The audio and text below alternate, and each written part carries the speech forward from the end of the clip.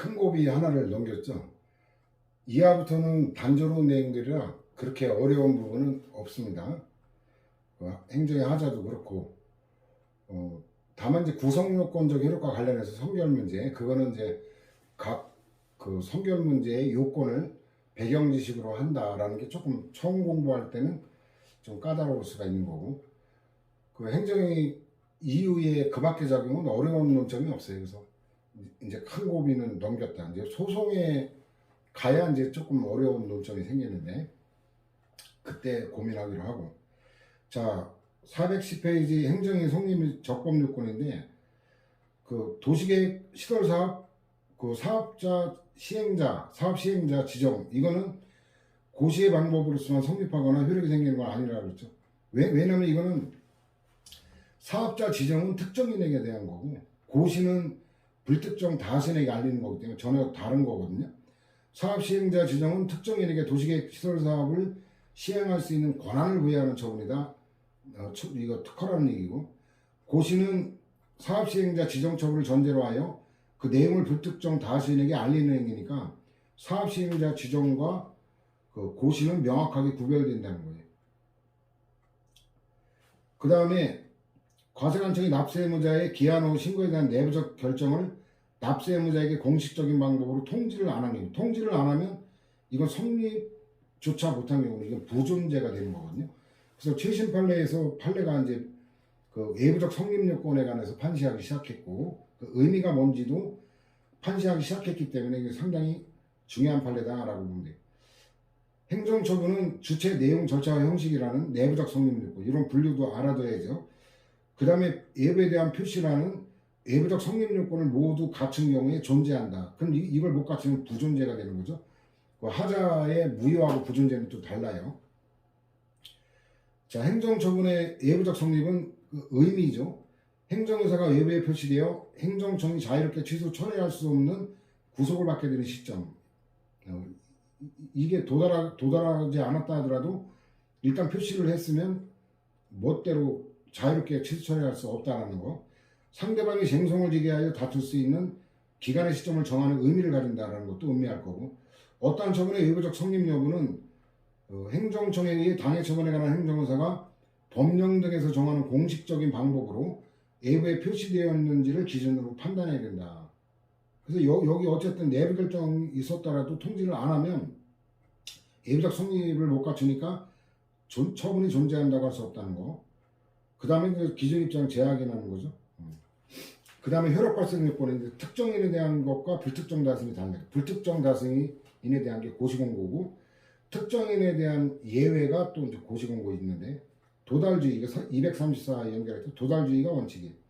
도달의 의미는 말 그대로 도달이에요. 그 우편물을 뜯어봐서 내용을 아는 것까지 요구하지는 않는다는 거고, 처분 상대방이 처분서의 내용을 현실적으로 알았을 필요까지는 없고, 처분 상대방이 알 수 있는 상태, 이 알 수 있는 상태 핵심 표지예요. 노임으로서 충분하고, 처분 상대방의 주민등록상 주소지로 송달되어 처분 상대방의 사무원 등 그 밖의 우편물 수령 권한을 위임받은 사람이 수령하면 알 수 있는 상태가 되었다. 그러니까 반드시 본인에게만 도달해야 되는 것도 아니고, 그 동거 중인 가족 있죠. 가족 관계나 직장 관계, 또 위임 위탁, 대리, 이런 경우에 도달해도 본인에게 도달한다고 인정하거든요. 그 다음 상대방에게 고지되지 아니한 중기조정사 면허 정지처분의 이력인데, 이 정지처분이 상대방에게 고지되지 아니하였고 상대방이 그 정지처분이 있다는 사실을 알지 못하고 불삭기 조정했다면 이거는 위반 무면허가 아니다라는, 처벌할 수가 없다라는 얘기죠. 그 다음에 알 수 있는 상태나 똑같은 말이 상대방이 인식할 수 있는 상태, 같은 말이죠. 안다, 인식한다가 동의어죠. 객관적으로 봐서 행정처분으로 인식할 수 있도록 고지하면 되는 거고, 그 다음에 요건인데, 상대방이 있는 행정처분의 경우 특별한 규정이 없는 한 의사표시의 일반적 법리에 따라 그 행정처분이 상대방에게 고지되어야 효력을 발생하는 것이다. 학사장교로 임용되어 복무를 마치고 전역하여 예비역에 편입된 사람에게 학력 위조를 이유로 인간 무효 처분한 후 그에 따라 현역병 입영 처분한 거. 이거 참 골 때려. 장교 저도 학사장교로 39개월 복무했는데 이게 무효라고 39개월 복무한 거를 다시 현역병으로 다시 복무하라? 과연 이게 상식적으로 납득 가능한 결론인지 의심인데 어찌됐든 현행법에 이렇게 돼 있나 봐요. 인간 무효 처분이 당사자에게 고지되지 않아 무효인 이상 그 신분이 예비역에 편입된 장교로서 현역병 입영 대상자가 아니므로 현역병 입영 처분은 위법하다. 그 취소가 됐는데 그럼 얘는 안 가도 되냐? 그렇지가 않죠. 왜냐면 기속력은 다른 사유로 동일한 거 반복하면 되거든요. 고지가 안 됐기 때문에 무효라는 거니까 고지를 해버리면 그러면 얘는 현역병으로 다시 가야 돼. 참 이게 뭔 짓을 하는 건지 모르겠어요. 그 다음에 상대방이 있는 행정처분이 상대방에게 고지되지 않았으나 상대방이 다른 경로를 통해 행정처분 내용을 알게 된 경우, 이거 155에서 있는 거겠죠. 그래도 효력 발생하지 않는다는 거. 도달의 효력 발생이니까 반대로 해석하면 도달되기 전에는 효력 발생하지 않는다. 또 도달이 됐다 하더라도 송달이 부적법하면 효력을 발생하지 않는다. 이 송달이 부적법한 경우는 그 우편 송달의 경우는 있을 수가 없죠. 이게 공시송달 요건을 못 갖춘 경우에 공시송달하는 경우 이런 문제가 발생해요. 또 아까 말했죠. 본인에게 도달하지 않아도 처에게 도달한 경우도 남편에 대한 도달을 인정한다 그랬죠. 원고의 처가 원고의 주소지에 거주하면서 인사발령통지서 파면됐다는 걸 영수한 이상 비록 당시 원고가 구치소에 수감 중이었고 피고 역시 그와 같은 사실을 알고 있었는데다가 원고의 처는 영수한 통지서를 원고에게 전달하지 아니한 채 폐기해버렸다 하더라도 원고로서는 그의 처가 통지서를 수령할 때 내용을 양지할 수 있는 양지나 인지나 인식이나 다 같은 말이에요. 있었다. 그러니까 원고에 대한 파면 처분의 의사표시는 그 당시 원고에게 도달된 거로 볼 거다.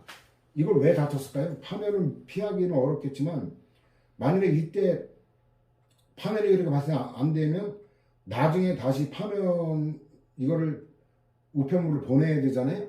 그럼 몇 달간의 봉급을 더 받을 수 있기 때문에 신락 같은 가능성으로 변호사 비용까지 써서 대법원까지 가는데 졌어요. 참 이거 완전 망한 거죠. 이거. 그 다음에 이제 저런 거와 관련되는 게 협의소 이게 이제 몇 달치 봉급이 회복되는 거 이익 그것 때문에 940일에 있죠. 940일에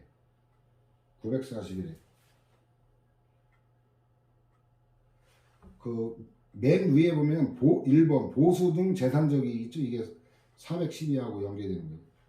그래가지고 다른 원하는 거 복직 이건 안 되더라도 봉급은 받을 이익이 있다라는 거죠. 그래서 이것도 그것 때문에 다툰 건데 뭐 본전도 못 찾고 변호사 비용만 날려버렸죠. 그 다음에 이제 위임 관계일 때 수임인 이게 된다는 게 일반론이고 구체적 사례가 아파트 경비원이죠. 묵시적 위임. 그 수임자가 해당 서류를 수령함으로써 송달받을 자 본인에게 해당 서류가 적법하게 송달된 것으로 보아야 하고 수령 권한을 위임받은 자는 반드시 위임인의 종업원이거나 동거인일 필요가 없다. 그래서 아파트 경비원인데 어떤 아파트 경비원에게 우편물 수령 권한을 위임함 해가지고 위임장을 전달하는 그런 데는 없죠. 그래서 묵시적 위임이죠. 그래가지고 납세의무자가 거주하는 아파트에서 일반 우편물이나 등기 우편물 등 특수 우편물이 배달되는 경우 관례적으로 아파트 경비원이 이를 수령하여 거주자에게 전달해왔고 이거 뭐 어느 아파트나 다 똑같잖아요. 이에 대하여 납세의무자를 비롯한 아파트 주민들이 평소 이러한 특수 우편물 등기나 뭐 이런 거 특수 우편물 배달 방법에 관해 아무런 이의도 제기한 바 없었다면 그 등기 우편물 등의 수령 권한을 아파트 경비원에게 묵시적으로 위임한 거다. 근데 이 관계가 밀접하진 않잖아요. 그러니까 아파트 경비원이 과징금 부과처분에 납부고지서를 수령한 날 도달만 인정하지 납부 의무자가 부과처분에 있음을 안 날은 아니다. 이게 885에 나와요. 885.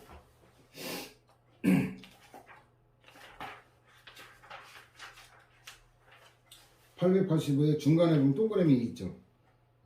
앞날은 아니다. 이게 412. 그 다음 납세고지서의 교부송달 및 우편송달에 있어서 반드시 납세의무자 또는 그와 일정한 관계 있는 사람의 현실적 수령행위를 전제로 한다는 거죠.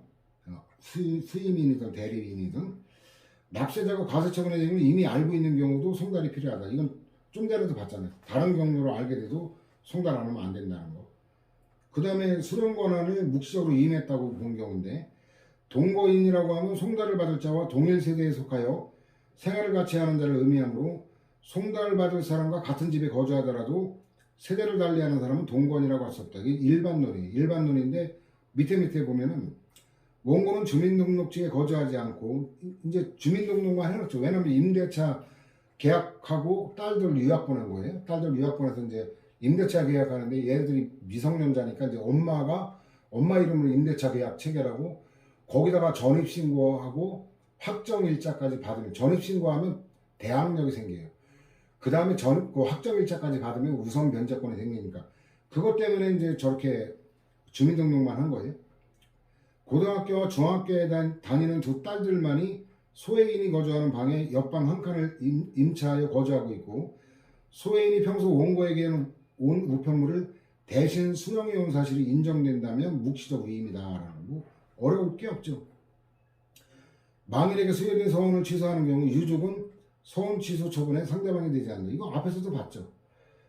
이게 그 장지연이라고 시야 방송 대곡 야라 해가지고 그 을미늑약 체결할 때 했는데 나중에 친일파로 변절해가지고 이제 취소된 사건인데, 세 번째 줄 일신전속적인 거죠. 서원은 어디까지나 서원 대상자 본인의 공적과 영예를 기리기 위한 것이다. 일신전속적이에요. 따라서 비록 유족이라고 하더라도 제3자는 서원 수여 처분의 상대방이 될 수 없고, 밑에 서원의 일신전속적 성격은 서원 취소의 경우에도 마찬가지다라는 거고, 효력 발생 요건인데 그 결정이 처분권자 이 대통령이거든요. 의사에 따라 상당한 방법으로 대외적으로 표시됨으로써 행정행위로서 성립하여 효력이 발생한다라는 거고,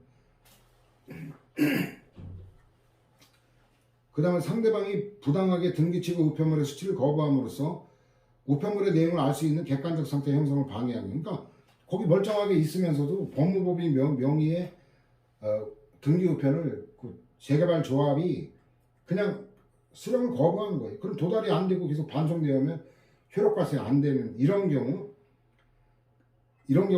예외를 인정해요. 도달이 안 되고 돌아왔더라도 의사표시 효력을 부정할 수 없다. 이거 보충 자료에 사실관계를 해놨거든요. 피고가 호원초등학교는 안양에 있는 거구나. 안양. 호원초등학교 주변지구 주택 재개발 정비사업 조합인데, 조합서로 인가를 받고 이제 그 재개발 정비사업을 시행하는데 원고가 이제 부동산 소유자예요. 조합원이 됐다가 이제 나 돈 받고 떠날랜다 해서 현금 청산 대상자가 된 건데, 원고는 이제 수용 재개를 신청하는 절차를 진행하지 않자. 그 재결 신청권은 사업 시행자만이 가져요. 그럼 토지 소유자 등 관계인은 사업 시행자에게 재결 신청하도록 청구할 수 있는 권리. 재결 신청권은 사업 시행자, 재결 신청 청구권이 토지 소유자 등 관계인. 이래가지고 법무법인 정의를 대리인으로 선임했고, 이 법무법인에서 피고에게 내용증명, 배달증명 방식의 우편물을 발송했는데 나 수치 거부한다 해서 반송됐어요. 그래가지고 이제 문제가 된 건데, 도달 인정할 수 있냐? 이런 경우는 도달 인정한다라는 거고. 그 다음에 효력 발생 시기는 수치 거부시다라는 거. 수치 거부가 심리성질 원칙에 반하는지 판단하는 방법인데, 이거는 뭐 종합적으로 판단하는 게 예외가 없어요. 가볍게 보면 될 거고. 그 다음에 그 정당한 사유가 있으면 도달이 인정 안 되니까 누구한테 유리해요? 거부한 상대방에게 유리하죠. 증명 책임은 되게 쉬워요. 누구한테 유리한지만 따지면. 송달 방법에 관한 건데 통지가 없거나 있더라도 아까 법정 방법에 의하지 않은 그 요건 충족이 안 되는 경우는 효력 발생 안 된다 그랬죠. 보통 우편의 경우는 도달이 추정되지 않는데 등기 우편일 때는 도달 추정, 뭐 제목 갖고 다 되죠. 근데 특수한 사안이에요. 납세무자가 거주하지 아니하는 주민등록상 주소지예요. 거주하지 않는다가 핵심이에요. 자, 납세거주소를 등기우편으로 발생하는 경우 이때는 추정 안 됩니다.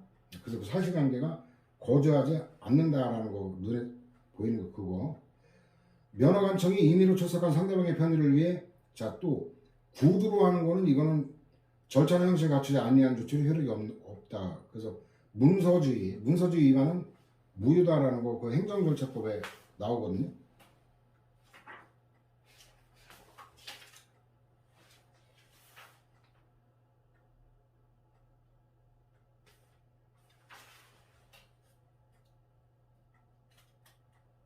이게 562에 있죠.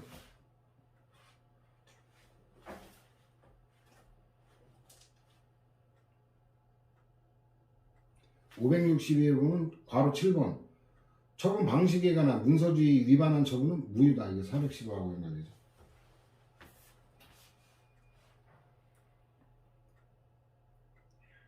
그 스티브 유 사건도 그 영사가 스티브 유 아버지한테 전화로 구두로 통제한 거, 그것도 무효라는 거예요. 배경이 그거예요. 사례를 분별할 재능이 있다는 의미인데 이것도 디테일할 건 없어요. 밑에서 세 번째죠. 사법제도 일반이나 소송의 효력까지 이해할 수 있는 능력이 있어야 한다고 할 수는 없을 것이지만 적어도 송달의 취지를 이해하고 그가 영사한 서류를 송달받을 사람에게 교부하는 걸 기대할 수 있는 정도 능력은 있어야 되는데 그 다음 사실관계는 외우지 않아도 갑은 2002년 12월 30일 생으로서 상고기록 접수 통지서로 영사할 당시 만 8세 1개예요. 초등학교 1학년 정도예요. 이거는 인정하지 않았어요. 그 초등학교 1학년 그 어린애가 그 뭔 의미인 줄 알고 전달하겠어요. 할 수도 가능성이 더 높겠지만 아닐 수도 있죠. 그 다음에 청소년 위해매체물 결정고시 얘가 일단 일반 처분이다. 그 다음에 처분성이 인정된다.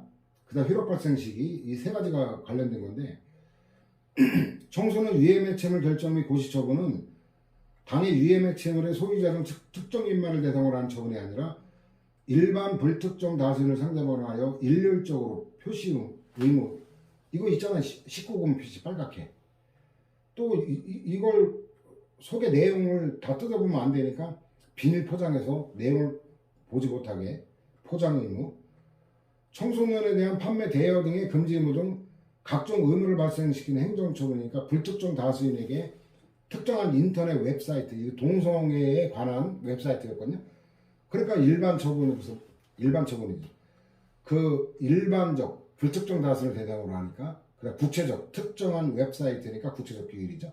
일반 처분이고 정보통신윤리위원회가 특정 인터넷 웹사이트를 청소년 위해매체물로 결정하고 청소년 보호위원회가 효력 발생 시기를 명시하여 고시하면 그 명시된 시점에 효력이 발생한다. 그래서 이거는 그 사이트 운영자도 자기 폐쇄됐는지를 몰랐던 거예요. 그래서 소송까지 갔는데 저거하고 관련되는 사건이 그 동성애에 관한 게 취소사유다 라는 게 있는데 찾으려면 시간이 좀 걸리려나?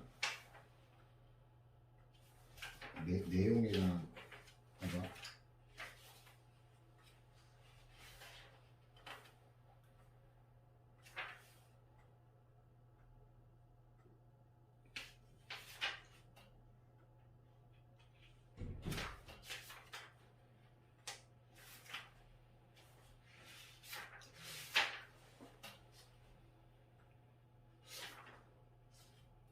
빼는 것 같기도 하네.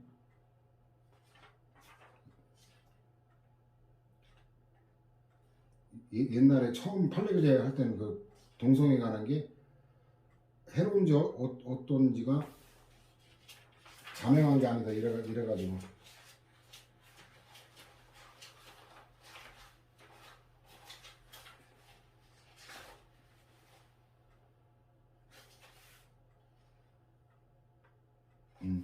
빼는 거 같네. 자 다시 돌아올까요? 주택법상의 사업계획 승인의 효력은 사업계획 승인권자 고시간수 5일 이 5일이라는 숫자도 외워두세요. 이게 270일인데 참고로 불특정 다수인에 대한 게 5일이거든요. 근데 행정절차법에 그 송달받을 자의 주소를 통상적인 방법으로 확인할 수 없거나 곤란한 경우 이때 14일로 효력 발생이라는 게 고시공고에 14일 나오죠. 그거는 특정인에 대한 예외에 관한 거고 14일은 불특정 다수인에 대한 고시는 대통령령에 따라 5일이거든요. 요게 270일에서 2년 했죠. 숫자까지 외워야 됩니다. 그 다음에 그 송달할 장소가 여러 곳이어서 각각의 장소에 송달을 시도할 수 있었는데도 세무공무원이 그중 일부 장소에만 방문하여 수침이 부재중인 것으로 확인된 경우 이때는 공시송달 요건에 해당하지 않다면 효력 발생이 안 되는 거예요. 자, 이렇게 해서 또 하나의 논점을 정리했고 이제 행정행위 효력에 관한 건데 공정력과 구성요건적 효력인데 행정행위는 공정력과 불가증력 효력이 있다라는 거. 다음 주 가면 행정행위가 행정소송이나 다른 행정행위에 의해 적법히 취소될 때까지는 단순히 취소할 수 있는 사유, 이 취소 가능성과 취소가 현실화된 거를 나눠봐야 되죠. 단순히 취소할 수 있는 사유가 있는 것만으로는 누구나 그 효력을 부여할 수 없고 이게 공정력이고 법령에 의한 불복기간이 경과한 경우에는 당사자는 그 처분의 효력을 다툴 수 없다. 이게 이제 불가증력이죠. 그 다음 처분의 적법, 이거는 피고한테 유리한 거죠. 적법이면 피고가 이기니까. 원칙적 입증 책임은 원칙적으로 민사소송의 일반 원칙에 따라 당사자 간에 분배되고 처분의 적법을 주장하는 피고에게 적법사에 대한 입증 책임이 있고 다음 질문 이와 상반되는 주장과 입증은 상대방의 원고에게 책임이 들어간다. 그래서 이건 뭐냐면 공정력과 입증 책임은 무관하다. 법률 요건에 따라 분류되는 거다. 예습하는 거죠. 소송에 가면 저판에 또 한 번 보게 될 거고.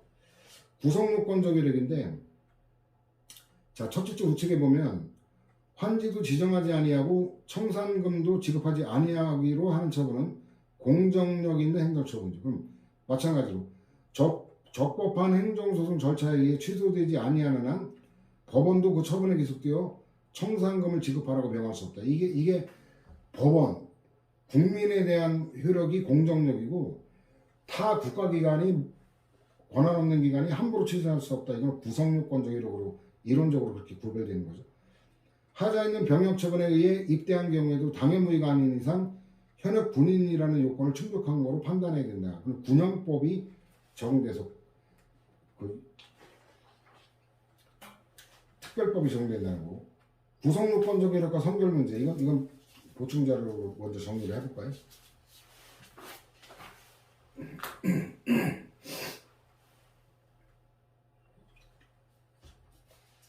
보충 자료 15페이지 보면 판결의 효력과 행정의 효력은 여러분들이 읽어보면 될 거고 구성요건적 효력과 선결 문제 민사소송은 얘는 권리 성립 요건의 충족 여부가 선결 문제 요건이 충족되면 인용 흥결되면 기각 그래서 위법성 여부에 대한 심리는 가능한 거죠. 취소가 안 되는 거지 위법인지 적법인지 판단해서 하는 건 가능하다. 그래서 민사소송 손해배상 청구가 바로 이거에 관계되는 건데 인용기각 판결 모두 가능하다. 이 결론도 출제가 많이 돼요. 위법이라고 판단할 수도 있으니까 성립요건 충족 인용 판결 적법이라고 판단하면 기각 판결 그 다음에 형사소송에는 명령 위반죄 왜냐하면 이 선결 문제가 명령이 적법한 명령이면 유죄 판결이 나오는 거고 명령이 위법한 판결이면 무죄 판결이 나니까 유무죄 판결 모두 가능하다는 거고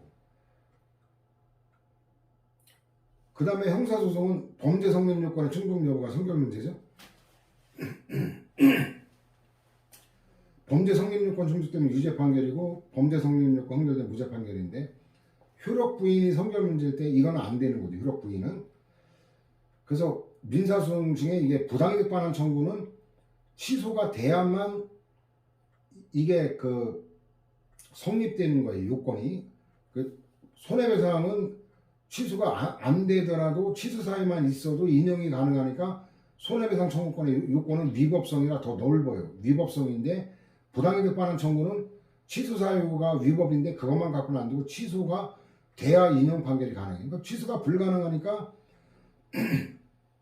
취소 소송이 제기되어 있다면 그 행정법원에 이송하면 돼요. 그러면 수소법원이 인용 판결을 내리는 거지 민사소송 제기받은 법원에서 인용 판결이 안 되는 거예요.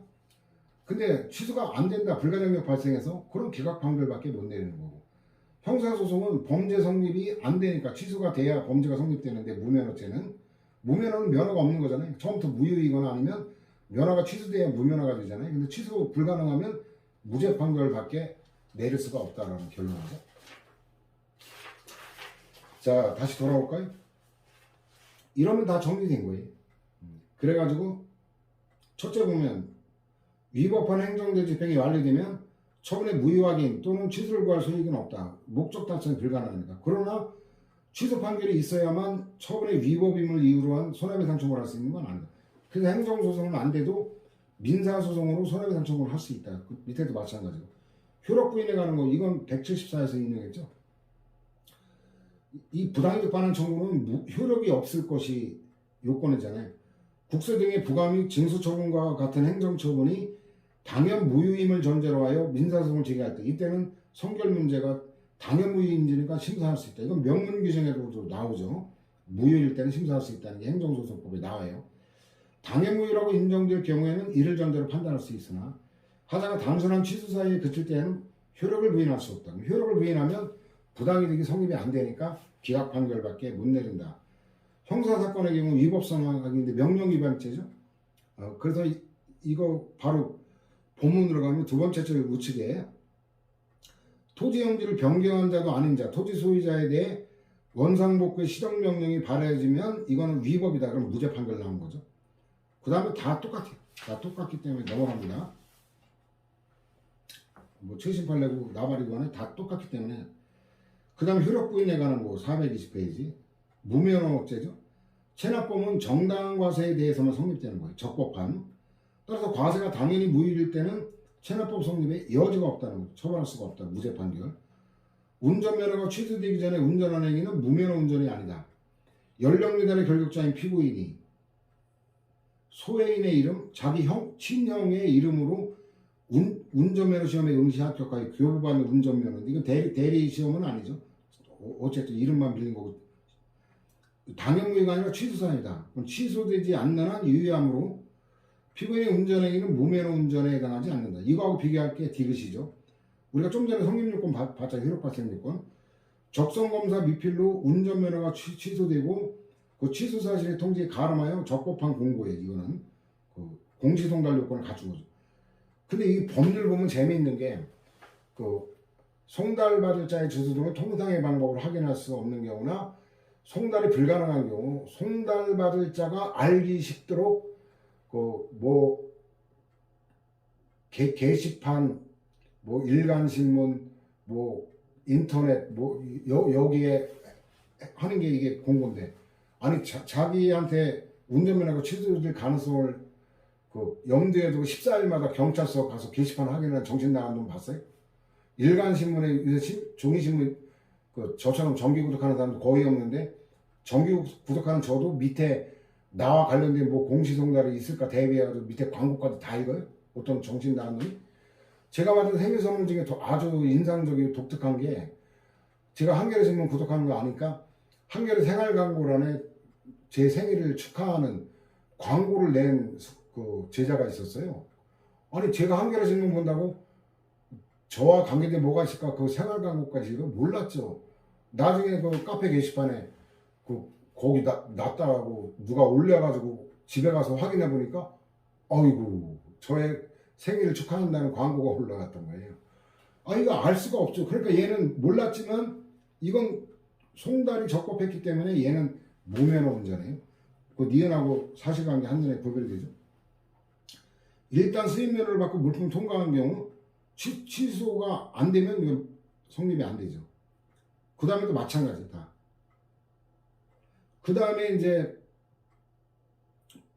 비읍 판례는 좀 음미하게 있는데 소급표 조세부가 처분을 취소하는 행정소송 판결이 확정되면은 조세부가 처분에 이르면 처분 시에 소급한 효력을 잃게 되고 처음부터 납부 의미가 없죠. 그러면 이거는 원판결이 인정한 죄보다 경한죄를 인정할 명백한 증거다. 이런 형사판결이 나가기 전에 취소판결이 먼저 났으면 형사판결은 무죄 판결 내리면 끝나는데 형사판결이 유죄 판결을 먼저 났고 취소판결이 나중에 나오면 재심 사유가 된다는 얘기예요. 그 다음에도 마찬가지고. 자, 마지막이 이제 존속력인데 불가증력이 발생한 행정에 대한 취소심판 및 취소소송의 제기는 부적법으로 각하되는 거죠. 각하 사유예요. 취소 사유에서 확정력이 발생한 행정처분에 대한 무효확인 청구는 기각하여야 한다. 이건 427의 배경을 알아야 되는데 그 밑에서 세 번째 줄 보면 어느 행정처분에 대해 그 처분의 근거가 된 법률이 위헌이라는 이유로 무효확인 청구가 소가 제기된 경우에는 다른 특별한 사정이 없는 한 법원으로서는 법률이 위헌인지 여부에 대해 판단할 필요 없이 무효확인 청구를 기각해야 된다. 이 논점은 454하는 건데 왜 그러냐면 위헌 법률에 근거한 처분이 취소 사유이기 때문에 이게 취소 소송 제기가 가능하지 않은 사안일 때는 기각 판결밖에 못 내리는 거예요. 그 427하고 먼저 보면 427에 그 중간에 큰 번호 2번 했죠. 행정처분에 대한 제소기간이 도가진 후에 그 처분에 대한 무효확인 해소를 제기한 경우 그 당해 행정처분의 근거 법률이 위헌인지 여부는 당해 사건 재판에 전제가 되지 않는다. 그래서 각각된 건데 422하고 연결되죠. 행정처분의 근거 법률이 헌법에 위반된다는 사정은 헌법재판소의 위헌 결정이 있기 전에는 객관적으로 명백한 거라고 할 수는 없으므로 특별한 사정이 없는 한 그러한 하자는 행정처분의 취소사유에 해당할 뿐 당해 무효 사유는 아니어서 제소기간이 경과된 뒤에는 행정처분의 근거 법률이 위헌임을 이유로 무효확인 소송 등을 제기하더라도 영향이 없다. 그러니까 판결의 결론이 달라지지 않으면 재판의 전제가 못 되는 거고 454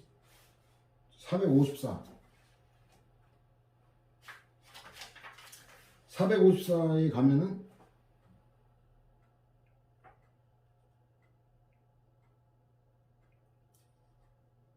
그 위에 괄호 1번 있죠.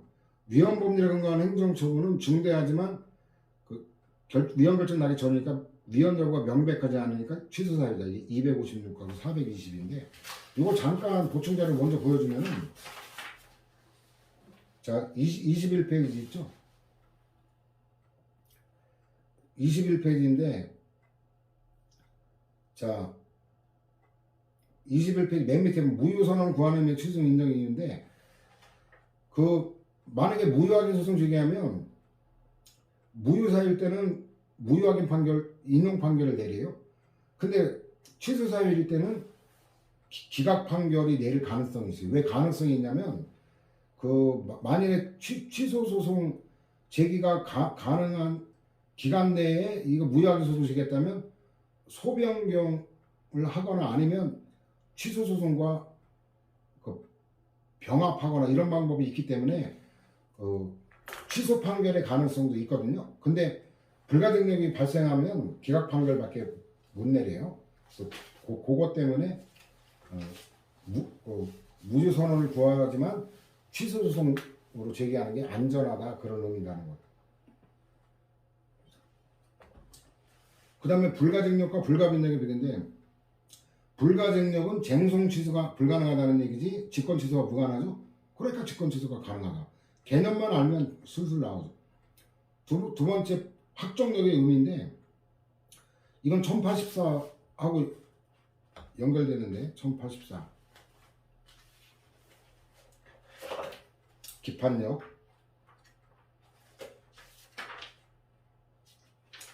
1084에 보면 중간에 괄호 1번 있죠? 기판력의 의 이거 420하고 연결해서 참고하라고 하는 거예요. 그래서 이거는 불복기간의 경과로 확정되는 확정력은 형식적 확정력으로 이건 불가쟁력이지 실질적 확정력은 기판력과는 다르다라는 거고. 자, 출제가 최근에 많이 되고 있죠. 행정처분이나 행정심판 재결이 불복기간의 경과로 인해 확정될 경우 확정력은 다음 줄 처분이나 재결의 효력을 더 이상 다툴 수 없다는 의미일 뿐이지 판결에 있어서와 같은 기판력, 실질적 확정력이 인정되는 건 아니어서 처분에 기초가 된 사실관계나 법률적 판단이 확정되고 당사자들이나 법원에 의해 기속되어 모순되는 주장이나 판단할 수 없게 되는 건 아니다. 그 다음에 불가변력은 당행정행에만 인정된다. 이건 그냥 외워두면 될 거고 중사법적 행정행위에만 불가변력 인정인데 이건 881하고 또 연결돼요. 881 이의신청 881에 보면 그 괄호 4 효력 불가변력이죠. 이게 423, 479 이의신청에 대한 이것도 그 불가변력이 인정된다는 건 연계해서 종합 정리하면 될 거예요. 자, 돌아올까요? 그 다음에 행정처분의 근거가 되는 범들이 이거는 뭐 1편에서 봤던 거네. 자, 이렇게 해서 또 행정행위의 효력까지 이번 시간에 마무리하고, 자, 이제 그 진도가 굉장히 탄력을 받죠. 이제 행정행위 마지막 쟁점 하자론인데, 이 하자론은 이거 굉장히 방대해가지고 아마 9회에 걸쳐서 나눠서 해야 되고, 이거 엄청나게 많네. 이번 시간은 이것으로 마무리하겠습니다.